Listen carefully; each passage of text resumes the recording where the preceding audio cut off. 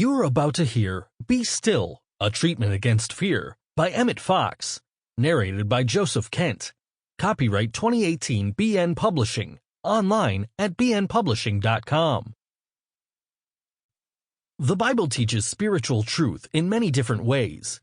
It gives direct teaching about God, as clear and precise as any book on philosophy that ever was written. It expounds the great message indirectly through historical narrative and by means of biographical studies, for the Bible includes the most wonderful and interesting set of human biographies that ever was written. It contains an unmatched collection of essays and treatises on the nature of God and the nature of man, the powers of the soul, and the meaning of life. But it is in its prayers and treatments that the Bible is transcendent. It contains a large number of the greatest prayers ever written, beginning, of course, with what we call the Lord's Prayer, prayers the like of which have never been found elsewhere, for they go right down to the depths of the human soul, meeting every need that can arise, and providing for every possible temperament and any conceivable contingency. In fact, they cater to all sorts and conditions of men. Among the beautiful and heart-searching prayers of the Bible, there is none that surpasses the wonderful poem that we call the 46th Psalm. This is an inspired treatment that will enable you to overcome any kind of difficulty if you can tune yourself in to the level of consciousness to which it attains. It is the supreme Bible treatment against fear. Now the object of prayer or treatment is just this very raising of the consciousness, and a good prayer is the instrument that enables us to do it.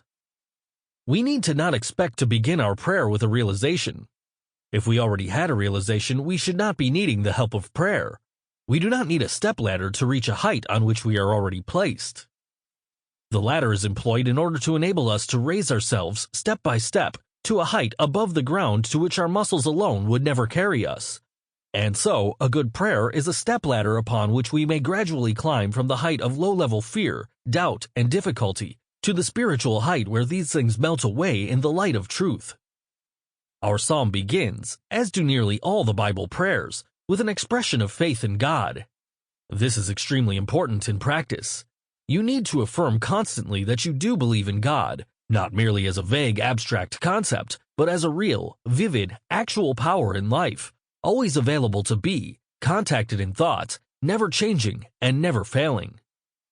It cannot be too strongly emphasized that it is not sufficient to take this for granted. It is not sufficient to accept the truth once and for all, or once a week. You must continually reaffirm it in thought and words if necessary. You must constantly remind yourself that you do accept this position, constantly remind yourself that you do believe in it, and that your conviction is good enough to build your life and your hopes upon.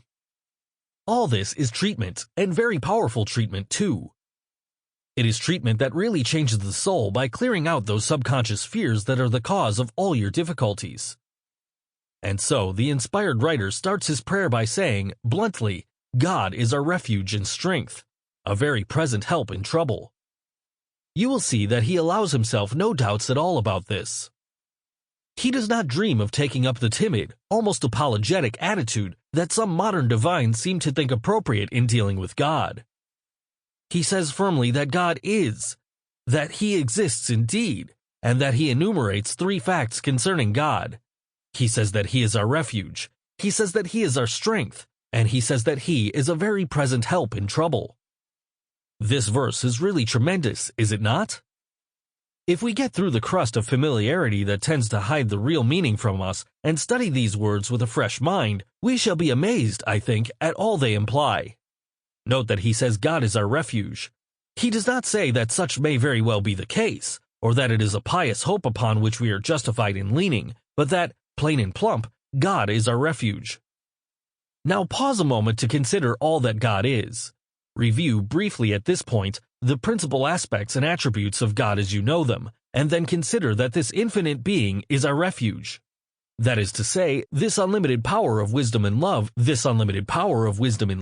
a refuge to which we can go in any kind of difficulty. Many devout souls have thought of God as a distant potentate, dwelling in the skies, to be dreaded and feared. But the Bible says, on the contrary, that God is a refuge for those in difficulty. It then says that this omnipotent power is nothing less than our strength. This brings the idea home still more vividly. God is not merely a matchless power that will come to our rescue. Sample complete. Ready to continue?